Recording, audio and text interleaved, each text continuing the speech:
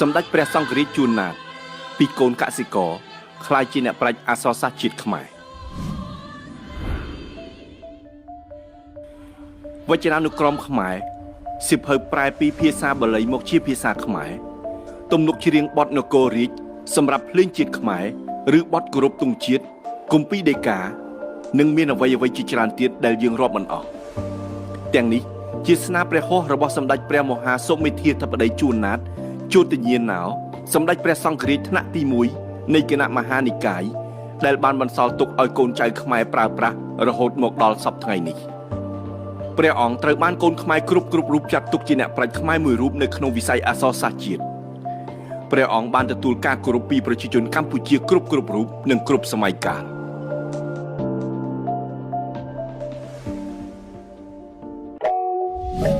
តើកត្តាដូចម្ដេចខ្លះដែលនាំឲ្យសម្ដេចព្រះសង្ឃរាជជួនណាតក្លាយជាអ្នកប្រាជ្ញអក្សរសាស្ត្រជាតិខ្មែរសម្ដេចព្រះសង្ឃរាជជួនណាតកាលស្ថិតនៅក្នុងកុមារភាពក្នុងព្រះជន្មាយុរវាង12ព្រះវស្សាព្រះមេដាបិតាបាននាំយកទៅឲ្យរៀនសូត្រអក្សរសាស្ត្ររបស់ជាតិក្នុងសំណាក់លោកគ្រូសូត្រស្ដាំនាមកៅមនវត្តពោធិព្រឹកហៅវត្តពលយមសង្កាត់រលាងកែនស្រុកកណ្ដាលស្ទឹងខេត្តកណ្ដាលព្រះអង្គបានបួសជាសាមណេរក្នុងពុទ្ធសករាជ2441ត្រូវនឹងគ្រិស្តសករាជ1897ព្រះអង្គនិមន្តរៀនសូត្របរិយត្តិធម៌នៅវត្តឧណាឡោមក្នុងរាជធានីភ្នំពេញនៅពេលសម្ដេចមានព្រះជន្មាយុគម្រប់21ព្រះវស្សាសម្ដេចបាននិមន្តត្រឡប់ទៅសូមឧបសម្បទាជាភិក្ខុនៅក្នុងវត្តពោធិព្រឹកដែលជាវត្តដើមវិញដោយមានព្រះដេចគុណព្រះពុទ្ធឃោសាចារ្យម៉ាកេតសវណ្ណបញ្ញោជាព្រះឧបជាកាលលោកនៅជាព្រះចៅអធិការវត្តពោធិព្រឹកមានព្រះដេចគុណកៅមនមីសនាគូជាព្រះគ្រូសូត្រស្ដាំនិងព្រះដេចគុណអឹមខឹមតកបញ្ញោជាគ្រូសូត្រឆ្វេងសូត្របំពេញកិច្ចឧបសម្បទានៅថ្ងៃទី14កើតខែជេសឆ្នាំរោងឆស័កពុទ្ធសករាជ2448ត្រូវនឹងគ្រិស្តសករាជ1904សម្ដេចទទួលព្រះនាមបញ្ញត្តិថាជោទញ្ញាណោលុះទ្រង់បំពេញឧបសម្បទាជាភិក្ខុរួចហើយទ្រង់ក៏និមន្តត្រឡប់មកគង់នៅវត្តឧណាឡោមទទួលការសិក្សាគុណធុរៈវិញទៀតសម្ដេចព្រះសង្ឃរាជជួនណាតមានសេចក្តីព្យាយាមប្រកបដោយធម៌ពលដ៏ឃ្លាវខ្លាក្នុងការសិក្សាទាំងផ្នែកភាសាបាលីនិងផ្នែកភាសាឯទៀតក្នុងនោះមានភាសាបារាំងជាដើមការសិក្សារបស់សម្ដេចព្រះសង្ឃរាជទទួលបានជោគជ័យប្រសើរណាស់សម្ដេចទ្រង់ទទួលការសិក្សានោះគឺសិក្សាដោយឆន្ទៈនិងអស់ពីកម្លាំងកាយនិងចិត្តព្រះអង្គមិនដែលសិក្សាវិជ្ជាណាមួយដោយលេងនោះទេសម្រាប់វិជ្ជាខាងភាសាបាលីភាសាសំស្ក្រឹតនិងភាសាបារាំងសុទ្ធតែវិជ្ជាដែលប្រដាប់ដោយវិជ្ជករហ្មត់ចត់ជ្រាលជ្រៅលំបាករៀនលំបាកយល់ជាទីបំផុតប៉ុន្តែសម្ដេចអាចរៀនអាចយល់ច្បាស់លាស់ដោយឆាប់រហ័សគួរឲ្យកោតសរសើរពន់ពេកណាស់សម្ដេចព្រះសង្ឃរាជជួនណាតចេះដឹងយល់ជ្រៅជ្រះចំពោះវេយ្យាករណ៍គ្រប់ភាសាដែលសម្ដេចបានរៀនសូត្រមានវេយ្យាករណ៍បាលីសំស្ក្រឹតជាដើមទាំងអក្សរសាស្ត្ររបស់ជាតិនិងពាក្យពេចន៍ក្នុងផ្នែកវប្បធម៌បុរាណក៏សម្ដេចចេះចាំយល់យ៉ាងស្ទាត់នៅពុទ្ធសករាជ2457ត្រូវនឹងគ្រិស្តសករាជ1913សម្ដេចព្រះសង្ឃរាជជួនណាតបានចូលប្រឡងដេញប្រយោគនៅក្នុងព្រះឧបោសថរតនារាមវិហារព្រះកៅមរកតបាន4ប្រយោគដែលជាប្រយោគជាន់ខ្ពស់បំផុតក្នុងសម័យនោះយើងប្រហែលជាគិតថាសម្ដេចព្រះសង្ឃរាជជួនណាតមានវង្សត្រកូលគ្រួសារដែលមានកម្រិតជីវភាពធូរធារហើយបានជាព្រះអង្គមានឱកាសសិក្សារៀនសូត្របានជ្រៅជ្រះដូចនេះក្នុងសម័យកាលនោះសម្ដេចព្រះសង្ឃរាជជួនណាតប្រសូតនៅថ្ងៃអង្គារ11រោចខែផលគុណឆ្នាំវកឆស័កពុទ្ធសករាជ2427ត្រូវនឹងថ្ងៃទី11ខែមីនាគ្រិស្តសករាជ1883នៅភូមិកំរៀងសង្កាត់រកាកោះស្រុកគងពិសីខេត្តកំពង់ស្ពឺព្រះអង្គប្រសូតក្នុងគ្រួសារកសិករដែលមានមេដាឈ្មោះយុបិតាឈ្មោះព្រំជួនព្រះអង្គមានបងប្អូនបង្កើតចំនួន2នាក់គឺរូបព្រះអង្គនិងប្អូនប្រុសគឺលោកអុកញ៉ាសោភ័ណ្ឌមន្ត្រីជួននុតព្រះអង្គមិនបានឆ្លងកាត់ជីវិតអាពាហ៍ពិពាហ៍ទេគឺព្រះអង្គត្រូវបានមេដាបិតានាំយកទៅស្នាក់រៀនសូត្រនៅក្នុងវត្តតាំងពីអាយុជាង10ឆ្នាំមកម្ល៉េះរហូតបានបួសជាសាមណេរនិងបានក្លាយជាសម្ដេចព្រះសង្ឃរាជនៃព្រះរាជាណាចក្រកម្ពុជាក្នុងសម័យសង្គមរាស្ត្រនិយមសមិទ្ធផលលេចធ្លោរបស់សម្ដេចព្រះសង្ឃរាជជួនណាតសម្ដេចព្រះសង្ឃរាជជួនណាតទទួលព្រះតួនាទីសំខាន់ជាបន្តបន្ទាប់តើព្រះតួនាទីរបស់ព្រះអង្គមានអ្វីខ្លះនៅឆ្នាំ1915ព្រះអង្គបានប្រឡងជាប់លេខ នឹងទទួលបានការតែងតាំងជាសាស្ត្រាចារ្យសាលាបាលីជាន់ខ្ពស់ដែលសប្តាហ៍នេះហៅថាពុទ្ធិកវិទ្យាល័យសូរាមរិតក្នុងពុទ្ធសករាជ2463ព្រះអង្គជាព្រះគ្រូសង្ឃសត្ថាបានធ្វើជាសមណសិស្សនិមន្តទៅបំពេញវិជ្ជាភាសាសំស្ក្រឹតនិងអក្សរសិលាចារឹកនៅសាលាបារាំងចុងបូព៌ាប្រទេសនៅទីក្រុងហាណូយប្រទេសវៀតណាមដោយមានលោកលូវីសហ្វីណូជាជនជាតិបារាំងនិងជាចាងវាងសាលានោះឯកសារចេញផ្សាយដោយវិទ្យាស្ថានភាសាជាតិនៃរាជបណ្ឌិតសភាកម្ពុជាបានឲ្យដឹងថាសម្ដេចព្រះសង្ឃរាជជួនណាតទ្រង់បានបំពេញការងារជាច្រើនទៀតដោយធ្វើជាសមាជិកនៃក្រុមជំនុំវចនានុក្រមខ្មែរជាសមាជិកនៃក្រុមជំនុំពិនិត្យអក្ខរាវិរុទ្ធក្នុងសៀវភៅផ្សេងដែលសាលាបាលីជាន់ខ្ពស់បានបោះពុម្ពផ្សាយក្រៅពីនេះទៀតព្រះអង្គបានធ្វើជាមេប្រយោគក្នុងការប្រឡងយកវិញ្ញាបនបត្របឋមសិក្សាខ្មែរនិងការប្រឡងយកសញ្ញាបត្របឋមសិក្សាជាន់ខ្ពស់បារាំងខ្មែរនៅទីក្រុងភ្នំពេញនៅក្នុងពុទ្ធសករាជ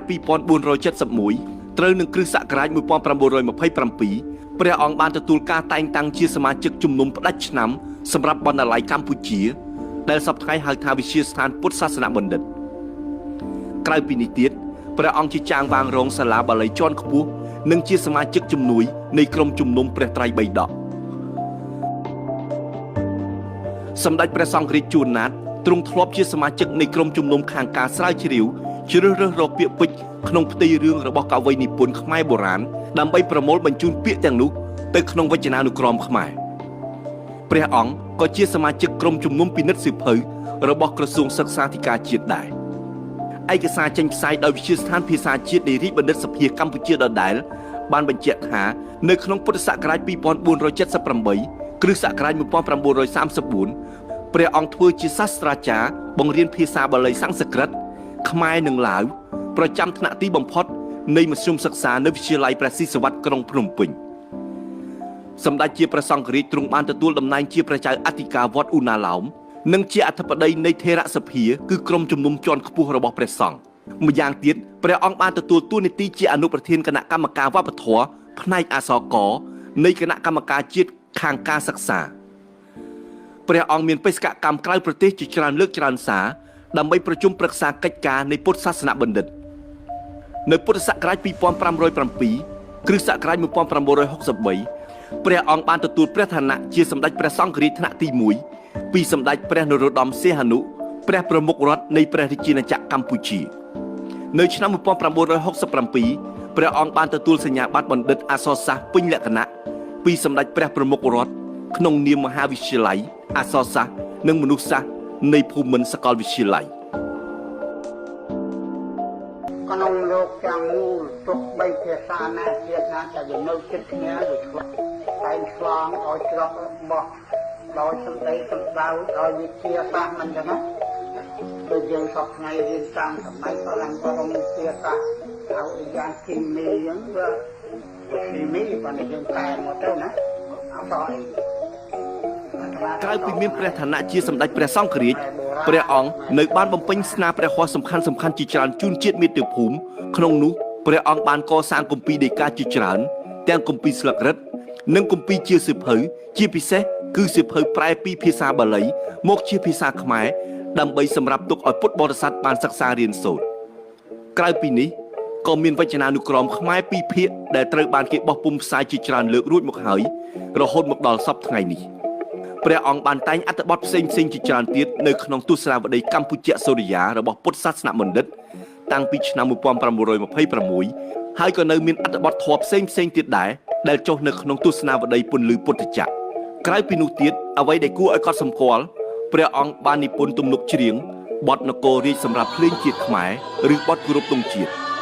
ព្រះអង្គបានតែងនិពន្ធនៅទំនុកបទសារផាញ់ឬធម៌សូត្រជាបទជាដើម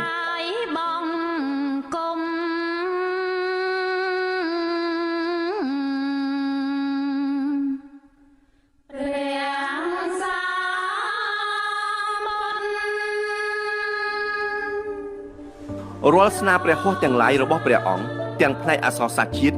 និងទាំងផ្នែកធម៌ក្តីដោយបានបញ្ជាក់មកនេះរហូតមកដល់ពេលបច្ចុប្បន្ននៅតែដកជាប់ព្រមទាំងមានការកោតសរសើរយ៉ាងក្រៃលែងពីសំណាក់ពុទ្ធបរិស័ទប្រជាពលរដ្ឋជាកូនចៅខ្មែរពីមួយជំនាន់ទៅមួយជំនាន់ស្នាព្រះហស្ថទាំងអស់នេះមានសារៈសំខាន់និងមានប្រយោជន៍ក្នុងការជួយដល់ការសិក្សារបស់កូនចៅខ្មែរជំនាន់ក្រោយទាំងផ្លូវលោក និងផ្លូវធម៌ជាពិសេសវចនានុក្រមខ្មែររបស់ព្រះអង្គបានជួយឲ្យកូនចៅខ្មែរសិក្សាស្វែងយល់អំពីការប្រើប្រាស់អក្ខរាវិរុទ្ធបានត្រឹមត្រូវសម្ដេចព្រះសង្ឃរាជជួនណាតបានចូលព្រះទីវង្គតកាលពីថ្ងៃទី25ខែកញ្ញាឆ្នាំ1969ក្នុងព្រះជន្មាយុ86ព្រះវស្សា